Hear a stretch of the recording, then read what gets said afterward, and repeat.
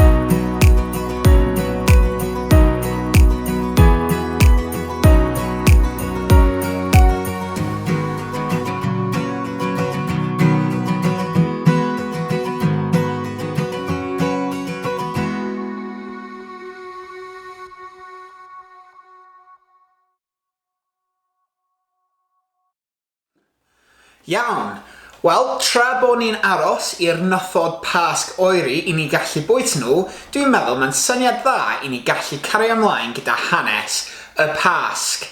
Erbyn dy llun, dyn ni wedi cyrraedd lle mae Iesu wedi dod i fewn i Jerusalem fel achubwr, ac roedd lot o pobl yn credu bod Iesu wedi dod i achub nhw, ond roedd na pobl oedd ddim yn credu hynny, ac roedd nhw eisiau cael gwared o Iesu. Ychydig o dyddiau ar ôl Sul y Palmwydd ar y dydd Iau, dyma Iesu yn penderfynu cael swper arbennig gyda'r disgyblion. Roedd nhw'n cael bwyd penodol i dathlu gwyl y Pasg. A tra oedd nhw'n bwyta ar ôl i nhw gorffen y bwyd, roedd Iesu wedi troi at ei hoff ffrindiau, y disgyblion i gyd, a deud bod un ohonyn nhw yn mynd i bradychu fo, bod un ohonyn nhw yn mynd i troi yn erbyn fo.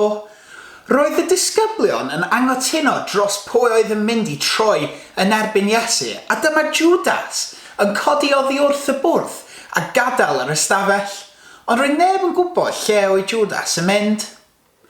Ar ôl hwn, dyma Iesu yn diolch I Dduw, torri bara a cymryd gwin a rhannu fo rownd y disgyblion yn esbonio bod y bara fel corff o a'r gwin fel gwaed o sydd yn mynd I cael y berthu dros nhw.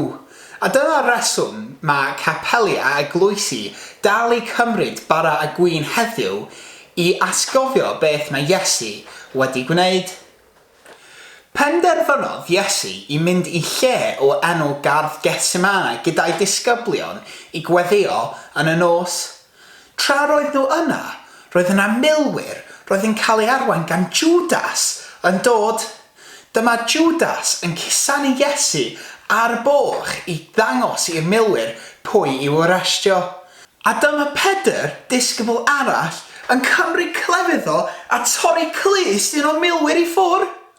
Dywedodd Iesu I Pedr I stopio. Pigodd Iesu y clust I fyny a rhoi o yn ôl ar y milwyr a iachau o. Yna cafodd Iesu ei arwain I ffwrdd gan y milwyr. Roedd y milwyr Di cymryd Iesu I palas yr archoffeiriad lle roedd pobl yn cwestiynu Iesu I trio dod o hyd I bai I nhw gallu cyflwyno i'r Rhufeiniaid gallu lladd Iesu. Yr unig bai daeth nhw hyd I yn erbyn Iesu roedd bod Iesu Di deud bod o'n fab I Duw a roedd nhw ddim yn credu'r ffaith yna. Dyma Iesu yn cael ei anfon i'r Rhufeiniaid ac flaen dyn o'r enw Pontius Peilat. Roedd Peilat methu dod o hyd I bai yn erbyn Iesu, a felly dyma fo'n ceisio rhyddhau Iesu. Roedd yna torf o pobl oedd eisiau Iesu I marw, ac oherwydd bod nhw'n cwyno gymaint a gallu achosi lot o problemau, penderfynodd Peilat I rhoi'r gorau iddi a rhoi Iesu i'r milwyr I cael ei ladd. Felly, erbyn diwedd heddiw dydy o ddim yn hanes hapus iawn, ond paid y poeni oherwydd dy o ddim yn gorffen fel hanes drist. Ar dydd Gwener, fydd ni'n darganfod be sy'n digwydd nesaf. Diolch yn fawr iawn eto am gwylio, a dwi'n gobeithio bod chi gyd yn mynd I mwynhau eich nythod Pasg, a na wel chi gyd ar dydd Gwener. Hwyl fawr!